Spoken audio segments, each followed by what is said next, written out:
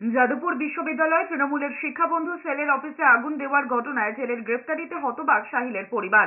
বীরভূমের মোহাম্মদপুরের বাসিন্দা যাদবপুরের প্রাক্তনী সাহিল আলী। সাহিলের বাবার দাবি কোনো রাজনীতির সঙ্গে যুক্ত ছিল বলে জানতেন না তারা। শনিবার রাতেও ছেলের সঙ্গে কথা হয়েছে, তখনও কিছু জানায়নি বলে দাবি করেছেন সাহিলের বাবা নওশাদ আলী। ছাত্র রাজনীতির সঙ্গে যুক্ত আমার জানা নেই, আমি জানি না, কারণ যারা এতদিন ধরে যদি ছাত্র রাজনীতি করে তাহলে তো আমার কিছু খবর আমার কাছে থাকতো। এর আগে আমি কোনো কিছু না কিছু একটা অভিযোগ কোথাও থেকে পেতাম, কিন্তু আমি এই ধরনের কোনো খবর পাইনি বা কোনো অভিযোগ আমি পাইনি।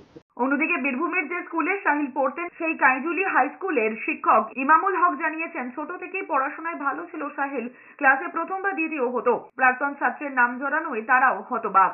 ক্লাস 5-এ এই স্কুলেই ভর্তি হয়েছিল এবং পড়াশোনা করেছিল 12 পর্যন্ত, এবং সে বরাবরই ক্লাসে প্রথম বা দ্বিতীয় স্থান অধিকার করত। মানে ভীষণ খারাপ লাগছে যে এরকম ঘটনা ঘটতেই পারে না, কারণ ওকে আমি যতটা চিনি বা জানি সে যে এরকম ঘটনার সঙ্গে যুক্ত হতে পারে যে সেটা আমি ভাবতেই পারছি না।